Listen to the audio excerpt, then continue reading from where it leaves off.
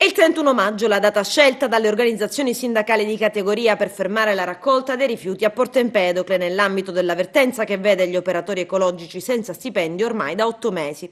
La giornata di sciopero è stata indetta dopo che il 12 maggio scorso la FIT-CISL aveva attivato la procedura di raffreddamento e di conciliazione che si è conclusa con un sostanziale nulla di fatto, visto che non sono arrivate garanzie per la soluzione.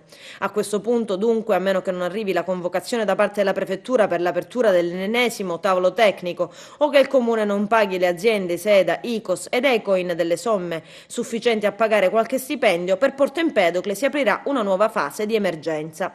Da un punto di vista strettamente economico, la situazione attuale vede gli operatori ecologici senza stipendio da 8 mesi. Si tratta delle mensilità di maggio, giugno, luglio ed agosto del 2016 e di quelle di gennaio, febbraio, marzo ed aprile di quest'anno. Dal canto loro le ditte dell'ATI, SEDA, ICOS ed Ecoin avanzano dal comune empedoclino le fatture di giugno, luglio, agosto e del 2016 relative al vecchio appalto, le fatture di novembre e dicembre 2016 e gennaio e febbraio 2017 relative al nuovo appalto. E sono nuovamente in arretrato di stipendi anche dipendenti comunali che hanno maturato la seconda mensilità. Dal canto suo il cittadino Ida Carmina allarga le braccia, in cassa non c'è più nulla.